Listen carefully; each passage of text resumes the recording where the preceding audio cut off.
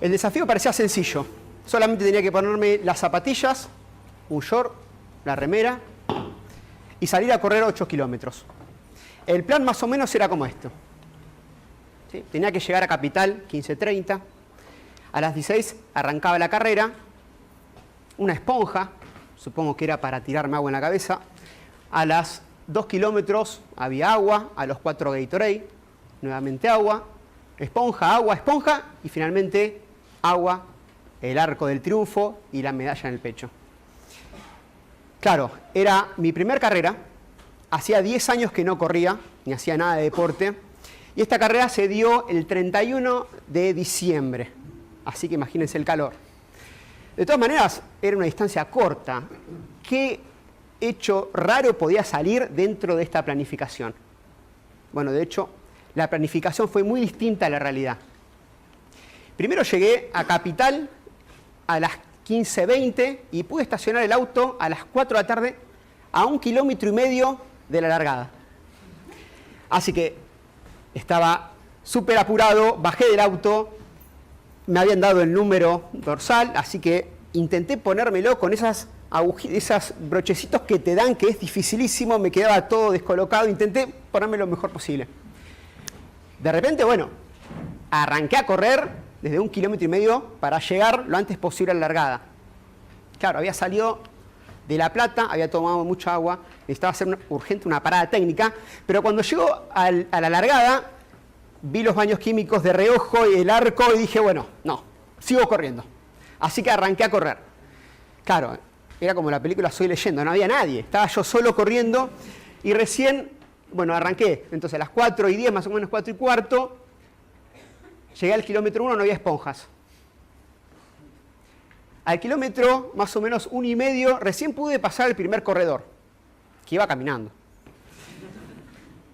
Al 2 no había agua, ya estaba muerto de sed, desesperado y con ganas de ir al baño, ¿no? Recién al 4 kilómetro pude agarrar la Gatorade. Y como venía con ritmo, emocionado, bueno, agarré el vasito de Gatorade y empecé a tomar corriendo, se me empezó a volcar todo. Después me quedé con esa sensación de manos pegoteadas, espantosa, muy incómodo. 39 grados de calor y parecía de 50 porque era 31 de diciembre, el asfalto estaba muy caliente y sentía que el calor en realidad salía de abajo para arriba. No había esponja. Por fin pude tomar agua al kilómetro 6. Y claro, ahí, aprovechando las circunstancias, frené, agarré el vasito, me empecé a tomar. En realidad 2 botellitas me agarré, tranquilo. Y ahí, como estaba tranquilo, que había tomado agua, empecé a caminar. Y ya sentía el dolor de las piernas, el cansancio, el calor agobiante. Dije, bueno, camino 2 kilómetros. Pero ahí dije, no puedo caminar 2 kilómetros y vengo corriendo hace 7,5. Así que seguí. No había esponja. Y finalmente llegué a los 8 porque vi el arco y ahí aceleré más todavía porque quería mi medalla en el pecho. Claro, la planificación fue muy distinta a la realidad. Y esta carrera fue la primera de un montón de otras carreras que hice, pero me dejó grandes enseñanzas. Lo primero es que hay una relación entre la planificación y la realidad, que es muy distinta. Nosotros cuando planificamos solemos pensar en 2, 3 eventos o 4 y siempre son como los mejores de una innumerable cantidad de sucesos que pueden ocurrirnos en realidad. Entonces la incertidumbre detrás que hay de una planificación en relación a la realidad es innumerable.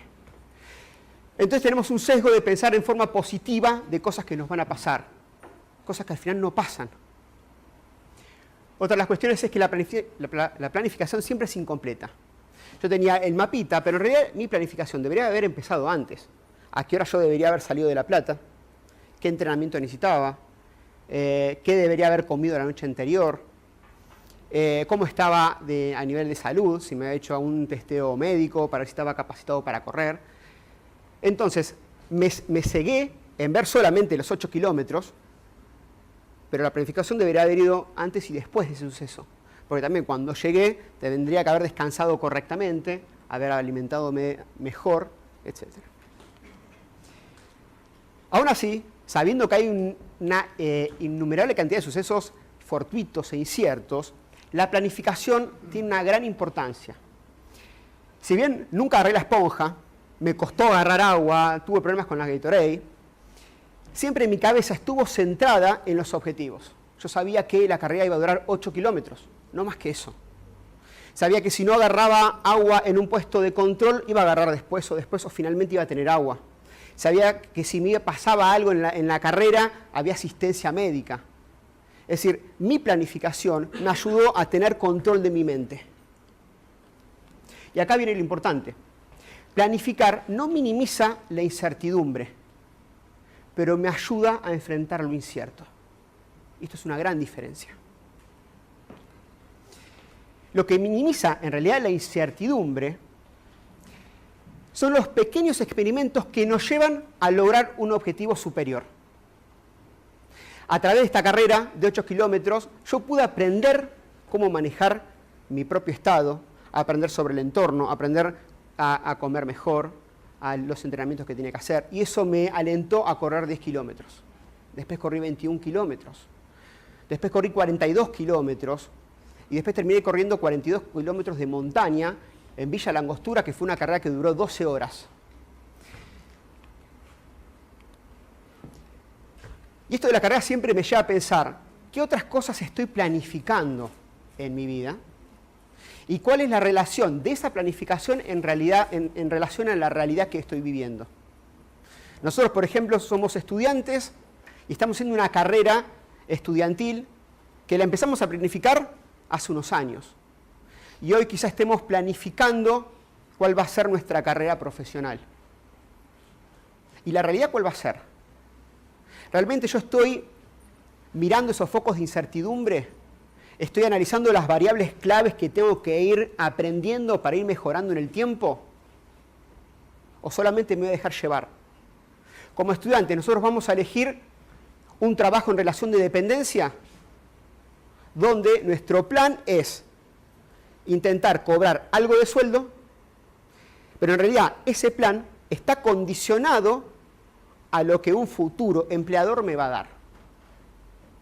O también puedo elegir el camino del emprendedor, donde ahí sí, voy a hacer un plan de negocios, voy a agarrar mi Excel y les garantizo que les va a dar bien, les va a dar positivo, porque estamos sesgados a pensar de esa forma. ¿La realidad cuál va a ser? Bueno, la realidad va a ser muy distinta. Y en ese entorno nosotros necesitamos herramientas para intentar comprender distintas circunstancias. Entonces, hay dos cuestiones distintas que tenemos que diagramar. Primero, la planificación, que planificamos en base al contexto y en base a las limitaciones propias que tenemos. Y por el otro lado, tenemos que hacer un testeo de nuestras ideas y de los pequeños pasos que vamos a dar para concretar uno superior. ¿A qué me refiero con contexto? Bueno, estamos en Argentina. Nosotros pensamos que tenemos una crisis cada 10 años, ¿no? Bueno, eso no es así. Eso es mentira. Tenemos una crisis cada 6,4 años. Es peor de lo que pensamos. Desde 1823 pasamos por 28 crisis. Las últimas se dieron en el 50, 60, 70, 80, 90 y empezamos el siglo con una crisis del 2001 y después otra crisis en el 2007. Problema nuestro, problema de ajenos, de otros países que nos impactan. No sé, siempre nos pasa algo. ¿Y cómo nos afecta eso a nosotros? Bueno, tenemos que entenderlo porque el contexto es nuestra cancha, es donde estamos jugando el partido. Y nosotros estamos inmersos en esa realidad. Y algo tenemos que hacer para que no nos golpee tan duro. Para tener una idea global, bueno, un ser humano vive hasta los 100 años, como máximo, más o menos, pero en realidad la expectativa de vida son los 85. Empezamos a trabajar a los 18 aproximadamente, hasta los 65, que es la estadística, que es donde nos jubilamos. Palabra ya vieja. Porque jubilación en un futuro donde el Estado nos dé plata gratis para que nosotros vivamos tranquilos y veamos a fotos de ancianos felices porque reciben $1 millón de dinero porque hizo sus aportes, ya no existe. Pero en promedio nos jubilamos a los 65. ¿Okay? Claro, hay crisis económicas en nuestro país. Esa va a ser nuestra edad laboral Y las crisis económicas, como ocurren cada 6,4 años, nos van a golpear 7 veces más o menos en ese lapso. Y ahí no termina, porque esos son hechos fortuitos que nos vienen de afuera. Pero también hay otras cuestiones como el desempleo, que afecta en mayor escala cuando somos más jóvenes y cuando somos más viejos. Y esto es raro, porque cuando somos viejos, cuando somos jóvenes, nadie nos quiere dar trabajo porque no tenemos la experiencia. Y cuando soy viejo, sí tengo la experiencia. No, pero ya sos viejo, entonces ahí tomo a los más jóvenes. Bueno, medio raro, pero sucede. Y también hay eventualidades que nos pueden pasar. A ver, desde que tenemos un accidente, problemas de salud, problemas familiares, problemas de toda índole que pueden afectar en cualquier época de esta edad laboral. Ese va a ser nuestro contexto. Ese es nuestro campo de batalla. En nuestro plan de negocios, ¿eso dónde lo ponemos? Cuando yo estoy pensando que voy a ganar un trabajo que me van a pagar 25.000 pesos, voy a salir de la casa de mi mamá, voy a pagar la renta y encima voy a salir todas las noches, ¿y eso dónde está? Bueno, eso, por un sesgo de pensar de forma positiva, desaparece. Y acá hay que también entender las limitaciones propias. ¿A qué me refiero con esto? A que estamos en un sistema educativo que ya expiró. Es el tradicional, es el viejo, donde el docente se para, ¿sí?, transmite el conocimiento y los docentes y los alumnos tienen que aprender a decir lo que el docente quiere. Si nosotros como alumnos decimos lo que el docente dijo, tenemos un 10. Somos catalogados como los inteligentes.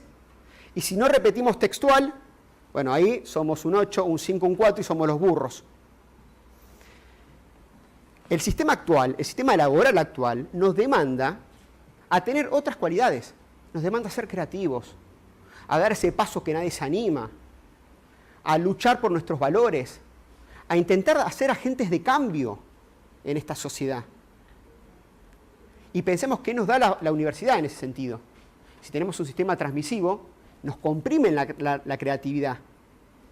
Es todo al revés de lo que nos demanda el mundo laboral.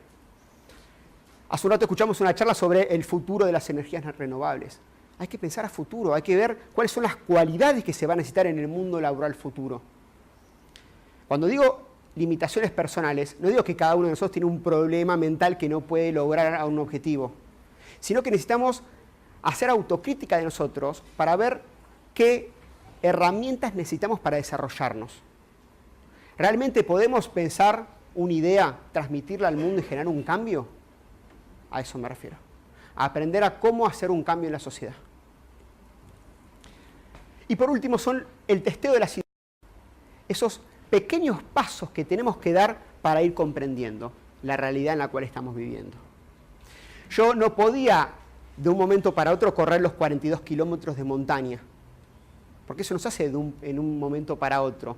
Pero sí me autoexigí a ir de a poco, a correr 8 kilómetros, a saber qué era una carrera, a saber qué me sucede en la cabeza cuando corro, a aprender de nutrición, a aprender de cómo dormir, a aprender cuestiones médicas, a aprender cómo cuidarme del sol, porque una carrera de 42 kilómetros al rayo del sol nos afecta. En ese camino que hice, hasta correr las mayores distancias, fui aprendiendo a cuáles son las variables del contexto, mis propias limitaciones y cómo yo las debía enfrentar. Cuando hacemos un emprendimiento, tenemos grandes ideas, hacemos un plan de negocios y pensamos siempre en que vamos a tener una empresa súper gigantesca que va a reinar Latinoamérica, quizá. Bueno, eso es posible. Pero ¿cuáles son aquellas ideas que tenemos que testear para saber si nuestro rumbo será adecuado?